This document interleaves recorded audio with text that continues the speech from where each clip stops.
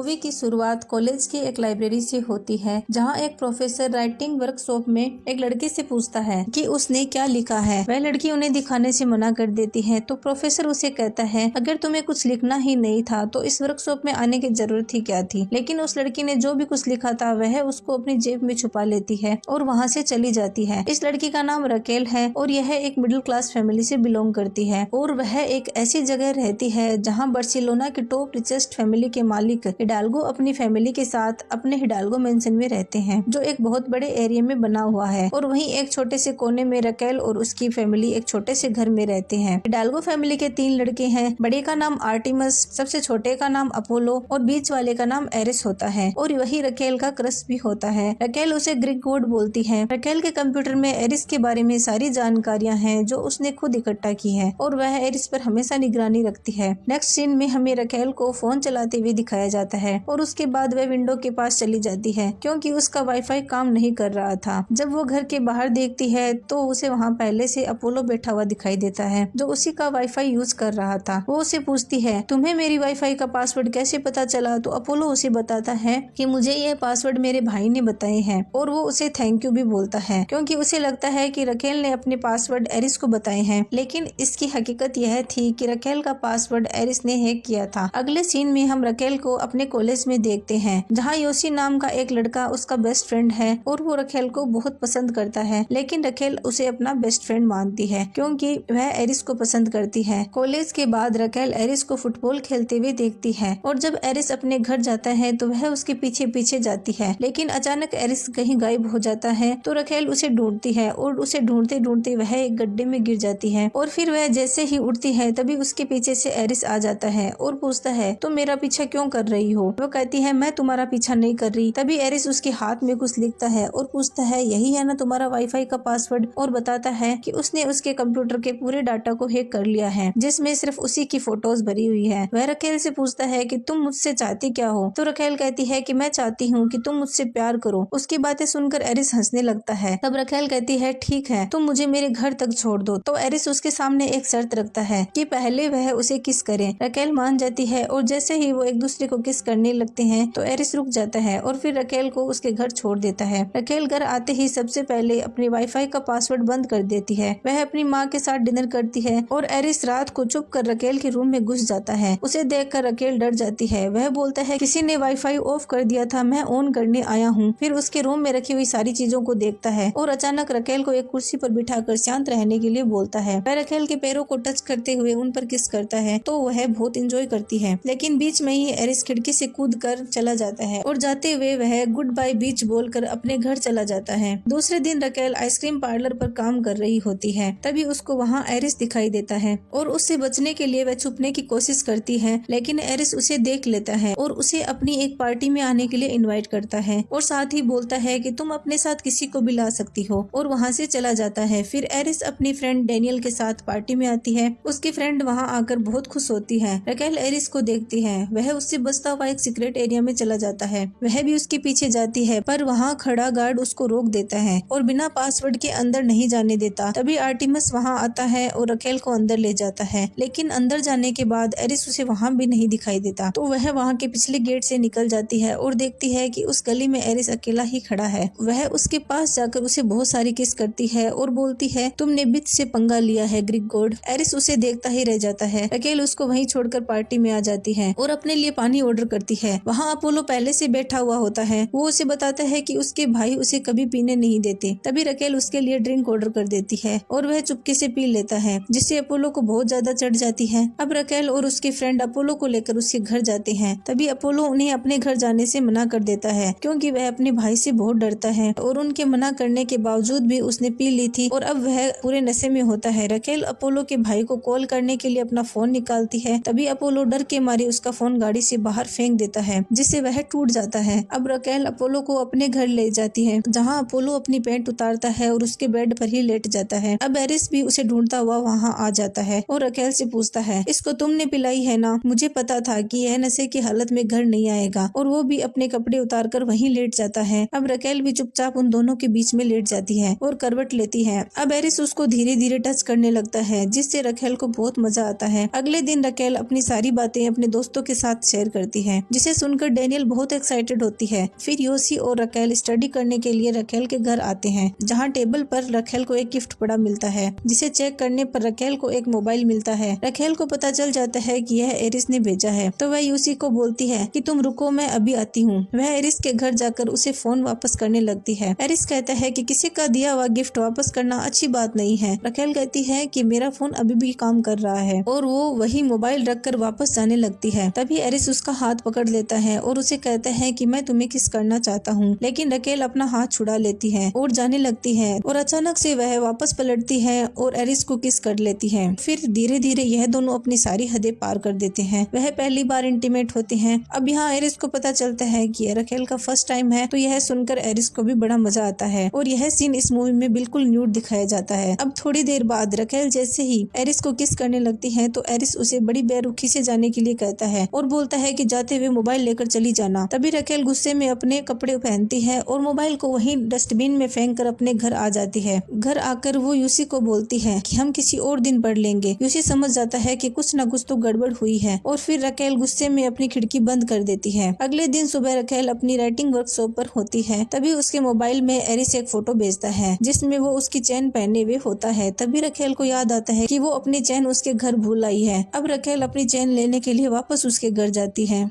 वहाँ पूरी फैमिली अपने फ्रेंड्स के साथ स्विमिंग पूल में गेम खेल रही होती है। तभी एरिस रकेल को लेकर पानी में कूद जाता है, तो रकेल कहती है पानी बड़ा नमकीन है। एरिस बताता है कि मुझे क्लोरीन से एलर्जी है, इसलिए हम यहाँ क्लोरीन नहीं मिलाते। फिर एरिस उसे अपने रूम में ले जाता है और उसे उसकी चेन पहना देता है। अब जैसे ही वो दोनों एक दूसरे को वापस टच करते हैं, तो खुद पर कंट्रोल नहीं कर पाते और वहीं पर गपागप शुरू कर देते हैं। इसके बाद वे दोनों वहीं सो जाते हैं। थोड़ी देर बाद एरिस जैसे ही जागता है, तो वह रकेल को उसी हालत में छोड़कर तुरंत रूम से बाहर आता है। उसे एक अजीब सी बेचैनी हो रही होती है। वो बहुत ही घबराहट और परेशानी में था। फिर उसके बड़े भाई की सेक्रेटरी उस रूम में आती है और रकेल को उस हालत में देख लेती है और उसके साथ बहुत बुरा बर्ताव करती है। एरिस यह सब सुन रहा होता है, पर बीच में नहीं आता। अब रकेल फिर से गुस्से में अपने घर आ जाती है, और उसका मूड ऑफ देखकर अगले दिन यूसी उसे एक पार्टी में ले जाता है, पर वहाँ पहले से ही अपोलो है, और साथ में एरिस भी एक लड़की के साथ आया हुआ होता है। उन्हें देखकर वह दोनों वहाँ से उठकर पार्टी के अंदर चले आते हैं। इधर डेनियल और अपोलो एक दूसरे के साथ फिजिकली खेल रहे होते हैं, और दोनों एक दूसरे को किस कर रहे होते हैं। डेनियल भी मजे लेने के लिए बड़ी डीप चली जाती है। तभी वहाँ डेनियल की एक और फ्रेंड आती है और वह डेनियल को किस करती है। डेनियल उसके साथ चली जाती है और अपोलो बेचारा देखता रह जाता है, पर वह किस करके भी खुश था। अब वहाँ सभी लोग एक दूसरे के साथ डांस करने लगते हैं।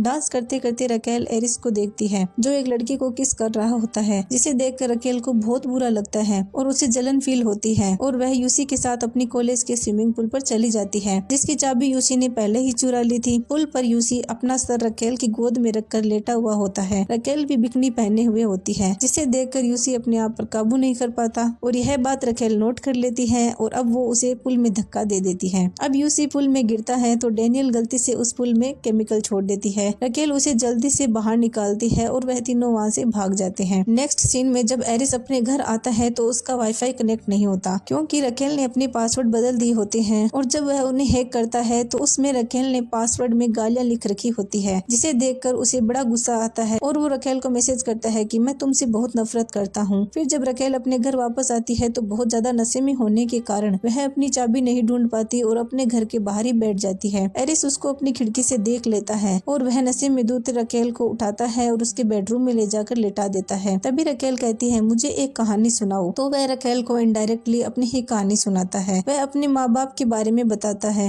वो बताता है कि कैसे उन दोनों ने उसी के सामने अलग अलग लोगों के साथ संबंध बनाए, और ऐसा करने पर उन दोनों में से किसी को भी एतराज नहीं था। इतना सब होने के बाद उसके फादर ने ही उसे यह सलाह दी थी कि कभी किसी के प्यार में मत पड़ना, क्योंकि वह तुम्हें कमजोर बनाता है। इसीलिए एरिस आज तक प्यार से डरता है। तभी वह पिछली बार घबरा कर रूम से बाहर निकल गया था। अब वह उसे इनडायरेक्ट बताता है कि उसे रकेल से प्यार हो गया है। यह सब सुनते सुनते रकेल सो जाती है, और अगली सुबह उसकी माँ उसे उठाती है। तभी रकेल अपने मोबाइल में देखती है जो मैसेज एरिस ने भेजे थे वह उसने डिलीट कर दिए थे, और वह उन्हें पढ़ भी नहीं पाती। फिर रकेल एरिस को मैसेज करती है कि तुम मुझे अकेला छोड़ दो, लेकिन उसे सेंड नहीं करती। दूसरी तरफ एरिस भी बार बार अपने मोबाइल को चेक करता है, पर उसे कोई मैसेज नहीं मिलते। अगले दिन रकेल यूसी के साथ लाइब्रेरी में पढ़ रही होती है, तो एरिस वहाँ आता है और उसे सॉरी बोलता है, और साथ ही एक थीम पार्टी में चलने के लिए पूछता है। रकेल चलने के लिए तैयार हो जाती है, और जब यह बात यूसी को पता चलती है तो उसको बहुत बुरा लगता है। है और वह रकेल से कहता है कि तुम बहुत गलत कर रही हो, क्योंकि वह तुम्हारा फायदा उठा रहा है, वह तुम्हें यूज कर रहा है और एक न एक दिन वह तुम्हें फिर से छोड़ देगा। फिर तुम मेरे पास मत आना, क्योंकि अब मैं तुम्हें वहाँ खड़ा नहीं मिलूंगा। अब डेट के दिन एरिस उसको बताता है कि हम थीम पार्टी में नहीं जा रहे, हम इस डेट के लिए कहीं और जा रहे हैं, और वो उसे लेकर अपनी कंपनी के टॉप पर आ जाता है जहाँ उसने पहले से अरेंजमेंट कर रखा होता है, और वह दोनों वहाँ डिनर करते हैं और वहीं पर इंटीमेट होते हैं। इसके बाद वह दोनों रोज मिलने लगे। वह दोनों प्यार में इतने पागल हो गए कि हर जगह लगे पड़े रहते थे। अब जहाँ उन्हें कोई जगह दिखाई देती वह वहीं इंटीमेट होने लगे। उनके दिन बहुत खूबसूरत जाने लगे। फिर एक दिन एरिस अपनी फैमिली के साथ डिनर कर रहा होता है तो उसके फादर उसे टेरिस वाला वही वीडियो दिखाते हैं जिसमें वह दोनों गपागप कर रहे होते हैं, और यह सब देखकर वह उस पर बहुत गुस्सा होते हैं। तभी एरिस गुस्से में बोलता है कि मुझे इस कंपनी में काम ही नहीं करना, और वो वहाँ से चला जाता है और वह सीधे उस कैफे में चला जाता है जहाँ रखेल काम कर रही होती है, और वह वहीं उसी के साथ जॉब करने लगता है। इधर एरिस का बड़ा भाई अपनी सेक्रेटरी के साथ इंटीमेट हो रहा होता है, लेकिन वह एंजॉय नहीं कर पाता क्योंकि वह अपने भाई और फादर की नोकझोंक से परेशान था। इसके बाद वह एरिस के रूम में जाता है। तभी वहाँ उसे एक फास्ट फूड पार्लर की कैप मिलती है। वो उस एड्रेस को चेक करता है और वह उस एड्रेस पर पहुँच जाता है जहाँ पर एरिस को काम करते हुए देख उसे बहुत गुस्सा आता है और वह रकेल से बदला लेने के लिए सोचता है। आर्टिमस अपने घर पर एक पार्टी रखता है जहाँ एरिस रकेल को लेकर आता है, लेकिन रकेल को यह पता नहीं होता कि उस पार्टी में जो कैटरिन का काम कर रही है वह उसकी माँ है, जिसे देखकर रकेल बहुत दुखी हो जाती है। एरिस उसे बहुत समझाने की कोशिश करता है कि उसे उसके बारे में कुछ नहीं पता, लेकिन रकेल एरिस को थप्पड़ मारकर अपने घर चली आती है। वहाँ जाकर वह बहुत रोती है और इसी गुस्से में वह बहुत दिनों तक एरिस से बात नहीं करती, लेकिन एरिस उससे बात करने की बहुत कोशिश करता है। फिर कुछ दिनों बाद दोनों में बात हो जाती है और वह दोनों एक दूसरे से माफी मांगते हैं। तभी एरिस रकेल से साथ घूमने के लिए पूछता है, पर रकेल उसे बोलती है कि कल प्रोम नाइट है। एरिस कहता है कि क्या मैं भी साथ चलूं, और अगर तुम मना कर दोगी तो मैं वहाँ नहीं आऊंगा। तो रकेल कहती है कि तुम ना ही आओ तो अच्छा है। फिर भी एरिस उसे मनाने की बहुत कोशिश करता है, लेकिन वह नहीं मानती और वहाँ से चली जाती है। अब रकेल अपने घर आकर अपनी माँ के गले लगकर बहुत रोती है और उन्हें बताती है कि एरिस ने उसे धोखा दिया है, और उसका मूड बदलने के लिए उसकी माँ उसे बताती है कि क्या तुम्हें पता है कि तुम्हारे पापा ने अपनी बुक पब्लिश क्यों नहीं करवाई। तो रकेल कहती है क्योंकि उनकी बुक को कोई पब्लिश करने के लिए तैयार नहीं था। तो माँ कहती है नहीं, ऐसी कोई बात नहीं है, असल में तुम्हारे पापा कभी कोई पब्लिशर के पास गए नहीं क्योंकि उनमें हिम्मत नहीं थी। वो बहुत अच्छे लेखक तो थे पर उन्हें खुद पर यकीन नहीं था। आगे उसकी माँ उसे बताती है कि इन सब चीजों को छोड़ो, अगर तुम्हें एरिस पसंद है तो तुम उससे खुलकर बात करो। तभी रकेल को एहसास होता है कि वह एरिस को गलत समझ रही है। वह तुरंत उसके घर जाती है, लेकिन उसका बड़ा भाई उसे रोक लेता है। वह बाहर से उसको सॉरी बोलकर वापस आ जाती है और उसे मैसेज करती है कि मैं तुम्हारा प्रोम नाइट में इंतजार कर रही हूँ, और वह प्रोम नाइट में चली जाती है और उसका इंतजार करती है। इधर एरिस सब कुछ छोड़कर भागता हुआ रकेल के पास पहुँच जाना चाहता है, और जैसे ही एरिस पार्टी में पहुँचता है तो वहाँ उसको यूसी मिलता है।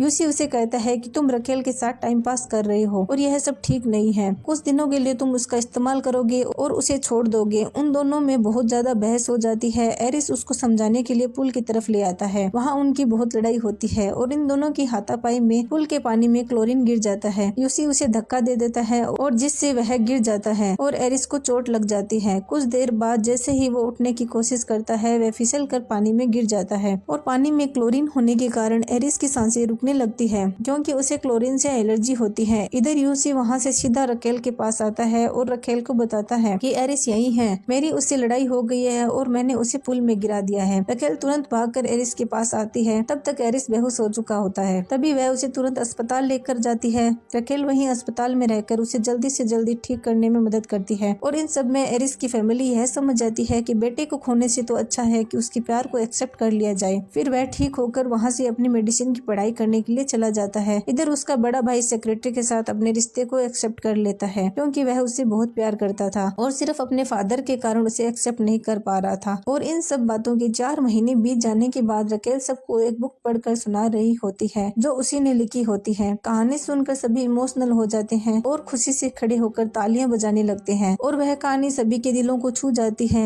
रकेल उस कहानी का टाइटल लिखती है थ्रू माई विंडो। असल में यह उसी की स्टोरी होती है। अगले दिन सुबह रकेल अपने बेड पर एरिस के मैसेज पढ़कर रोमांटिक मूड में आ जाती है, लेकिन तभी वह देखती है कि एरिस उसे उसी की खिड़की पर बैठकर मैसेज कर रहा है, और इतने दिनों के बाद